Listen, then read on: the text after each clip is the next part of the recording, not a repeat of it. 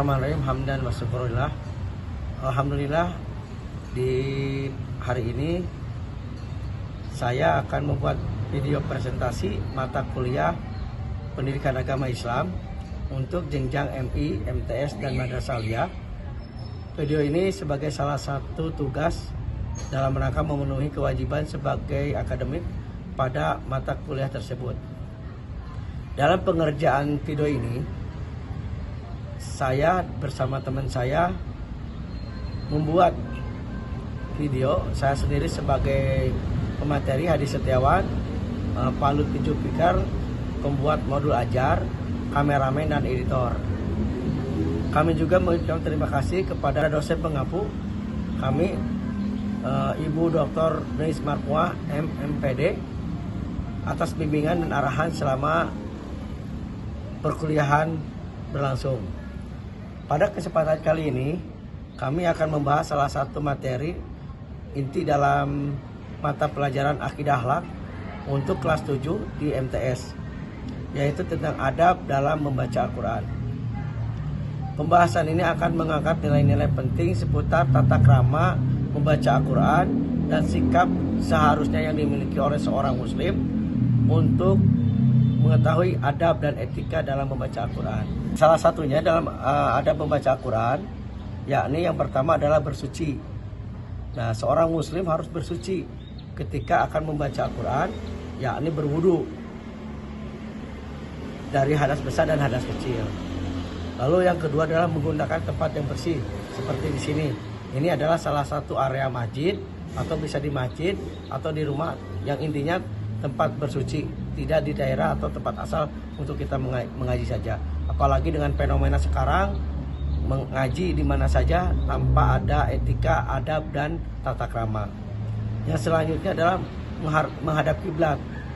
Jika memungkinkan, menghadaplah ke arah kiblat agar ketika kita membaca Quran itu mendapat kekhusyuan dan konsentrasi dalam membaca Quran.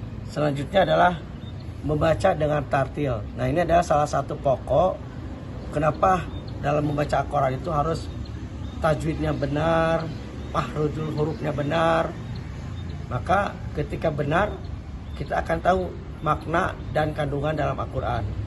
Bisa menghayati maknanya, memahami dan mentadaburi setiap Al-Quran yang kita baca. Selanjutnya adalah adab berdoa. Seorang muslim berdoa itu adalah seperti senjata ketika kita dalam futur, ketika dalam keadaan bermasalah ataupun dalam keadaan senang. Itu menjadi salah satu kunci seorang muslim untuk berdoa. Di sini ada beberapa adab. Yang pertama adalah bersuci. Pastikan kamu dalam keadaan suci sedalam berdoa. Lalu menghadap kiblat, mengangkat tangan. Saat berdoa adalah sunnah yang dianjurkan sebagaimana tanda permohonan kerendahan hati kita sebagai hamba Allah. Menggunakan bahasa yang baik. Bahasa apapun Allah Maha mengetahui. Allah Maha mengerti apa yang kita inginkan, apa yang kita mau. Selanjutnya adalah mengucapkan dengan hati yang khusyuk. Jadi tidak tergesa-gesa. Bukan hanya sebatas kita berdoa ingin langsung dikabulkan, tapi kita tahu adab dan etika berdoa. Ketika kita memohon kepada sang pemilik rezeki, sang pemilik kehidupan, kita harus tahu kita ini hanya seorang hamba, maka harus tahu tentang etika dan adab dalam berdoa. Mengucapkan dengan hati yang khusyuk itu salah satunya. Selanjutnya memulai dengan pujian-pujian. Makanya dalam salah satu kita sesudah sholat, ketika kita meminta atau memohon, sanjunglah Allah dengan Asmaul Husna. Memohon ya Rahman, ya Rahim, ya Malik, ya Rojak, ya Fatah, itu selanjutnya. Lalu mengucapkan salawat kepada Rasulullah. Itu menjadi salah satu adab. Ketika kita sudah berdoa kepada Allah Subhanahu wa taala, diiringi dengan salawat, lalu berdoa dengan rendah hati. Tidak dengan berdoalah dengan rendah hati dan mengakui kelemahan diri sendiri, tidak songkok atau tidak sombong apapun. Tidak berdoa dengan keburukan, apalagi mendoakan seseorang. Ketika orang lain mendoakan kita keburukan, kita balas dengan kebaikan. Insya Allah kebaikan itu menjadi pahala kita, menjadi power atau senjata kita untuk menjadi seorang mukmin yang kuat. selanjutnya tetaplah berdoa meskipun belum dikabulkan. Dalam doa ini ada beberapa. Yang pertama ada doa cash and carry, ada delay, ada deposit.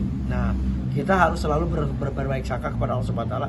Bisa jadi doa kita tidak terkabulkan, bisa jadi menjadi salah satu deposito kita, atau menjadi ditangguhkan. Suatu saat kita akan merasakan, oh ternyata doa kita baru hari ini, tahun ini, bulan ini Allah mengabulkan. Tetaplah berbaik sangka kepada Allah. Apa yang kita ucapkan, apa yang kita doakan, Allah akan memberikan yang terbaik ketika kita sabar, ikhlas, dan selalu berbaik sangka kepada Allah.